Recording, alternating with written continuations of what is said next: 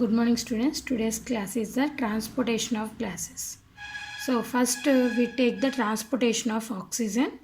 So oxygen 3% is transported through the plasma present in the blood. So total 100% if you consider 3% is carried by the plasma. Whereas 97% is combined with the hemoglobin present in RBC. It is binding to that hemoglobin forming the oxyhemoglobin. So 97% is carried out through the oxyhemoglobin form.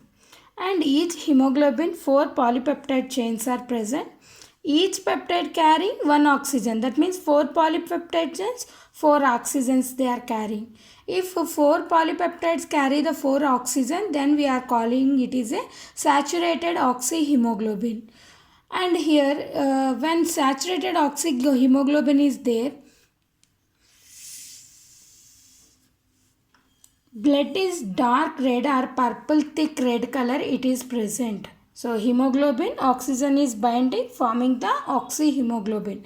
So what is the saturation of this oxyhemoglobin? If it is saturated, then it is binding to the how many molecules? It is binded to the 4. So then we are calling it is a saturated oxyhemoglobin. Each polypeptide 1 oxygen, 4 polypeptides 4 oxygen and 4 saturated oxyhemoglobins are forming. And come to the relation between these oxyhemoglobin curve. So oxygen is binded to the hemoglobin, that is mainly affected by the oxygen tension, partial pressure or the oxygen tension. The relation between these oxyhemoglobin is explained by oxygen dissociation curve. So when the graph is drawn between the partial pressure of oxygen and hemoglobin oxygen binding to the hemoglobin. So sigmoid shape curve will be occurred. So sigmoid shape curve will be occurred. That means if you see, generally the partial pressure of oxygen in a blood, if you consider oxygenated blood, so that means arteries. Arteries if you considered 95 mmHg is present. So when partial pressure is more, arteries carrying oxygenated blood, so more partial pressure, more binding capacity, 97% saturation will be present.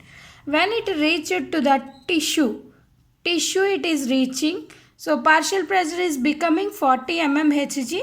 So remaining whatever, that means remaining how much it is, 22% will be released into the tissue, 75% is present in the blood only.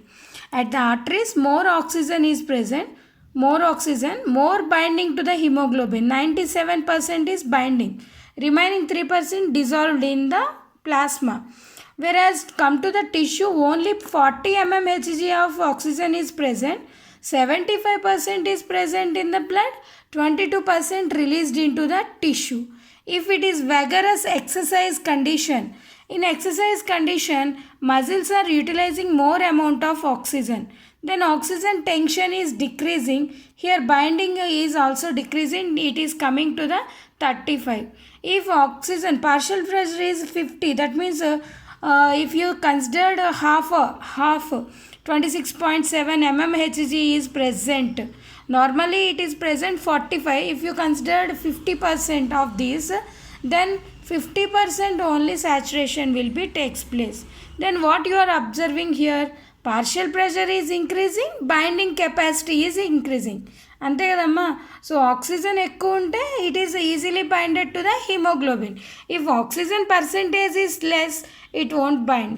అందుకే ఆర్ట్రియోల్స్లో తీసుకుంటే more oxygen more binding. టిష్యూస్కి వచ్చేపాటికి carbon dioxide అయ్యి ఎక్కువయ్యి oxygen తగ్గిపోతుంది. So 22% టిష్యూస్లోకి వెళ్ళిపోతే 75% ఉంటుంది.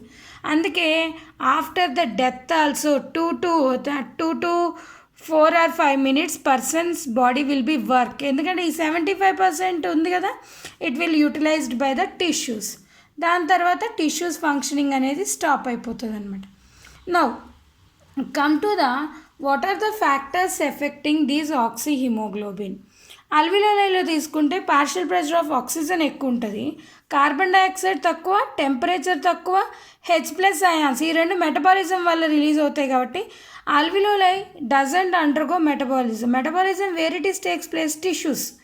So అల్వియోలైలో metabolism ఉండదు కాబట్టి so oxygen is more, carbon dioxide is less, temperature is less, H+ is less. H+ less ఉంటే pH మోర్ అనమాట. So these are favourable conditions. ఇలాంటి ఫేవరబుల్ కండిషన్లో కర్వ్ అనేది towards the y access left సైడ్కి move అవుతూ ఉంటుంది అనమాట. Black కలర్లో ఇండికేట్ చేశాను ఫేవరబుల్ కండిషన్లో అయితే. అదే అన్ఫేవరబుల్ టిష్యూలో తీసుకున్నాం, ఆక్సిజన్ లెవెల్ తక్కువ ఉంటుంది, carbon dioxide, temperature, H+, acidic pH ఉంటుంది. ఈ conditions favourable for dissociation. Oxygen release అవ్వడానికి ఫేవరబుల్ ఇది టిష్యూస్లోకి, బైండ్ అవ్వడానికి ఇది ఫేవరబుల్, ఇది డిసోస్ అవ్వడానికి ఫేవరబుల్ కండిషన్ అనమాట. సో ఈ కండిషన్లో oxyhaemoglobin away from the y axis are the right side move అవుతుంది. సో ఫేవరబుల్ కండిషన్ అయితేనేమో లెఫ్ట్, అన్ఫేవరబుల్ అయితేనేమో రైట్ సైడ్ మూవ్ అవుతుంది అనమాట. అండ్ నెక్స్ట్ జనరల్గా తీసుకుంటే 1 gram of haemoglobin is present in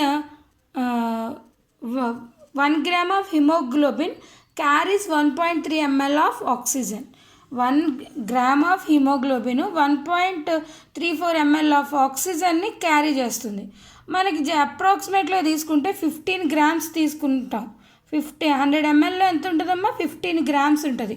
అంటే అప్రాక్సిమేట్గా 20 ml ఆఫ్ ఆక్సిజన్ క్యారీ అవుతుంది అనమాట మన బాడీలోకి. ఈ 20 mlలో కూడా టిష్యూస్ 5 ml తీసుకుంటే 14.4 ml ఆఫ్ ఆక్సిజన్ బ్లడ్లో స్టోర్ అయి ఉంటుంది. ఇది ఎప్పుడు రిలీజ్ అవుతుంది? When person is died that is utilised by the tissues. అదే మీరు ఎక్సర్సైజ్ కండిషన్లో తీసుకోండి, ఇదే 20 ml ఎక్సర్సైజ్ చేస్తున్నారనుకో ఎక్కువ యూటిలైజ్ అవుతుందిగా ఆక్సిజను. అందుకే 4.4 ml ఏమో బ్లడ్లో ఉంటే రిమైనింగ్ అంతా కూడా ఎంత ఉంది? 4 తీసేస్తే నియర్లీ 15 ml వచ్చేసి టిష్యూస్ యూటిలైజ్ చేసుకుంటాయి. అంటే ఇక్కడ దానికి రివర్స్లో అవుతుంది. ఇక్కడ 14.4 ఏమో బ్లడ్లో ఉండి 5 ml టిష్యూస్ యూటిలైజ్ చేస్తే ఎక్సర్సైజ్లో వచ్చేపాటికి 4.4 ml బ్లడ్లో ఉండి 15 ml టిష్యూ, ఎందుకంటే ఆక్సిజన్ యూటిలైజేషన్ అనేది ఇంక్రీజ్ అయిపోతూ ఉంటుంది. So when oxygen is utilized amount of oxygen in blood will be decreases. So this is the about oxyhemoglobin dissociation curve factors. ఇక్కడ percentages ఇవి చాలా ఇంపార్టెంట్ అమ్మా. అండ్ ఇక్కడ ఎంతెంత mls ఉంటాయి, 1 gram ఎంత క్యారీ చేస్తుంది, ఇవన్నీ చాలా ఇంపార్టెంట్.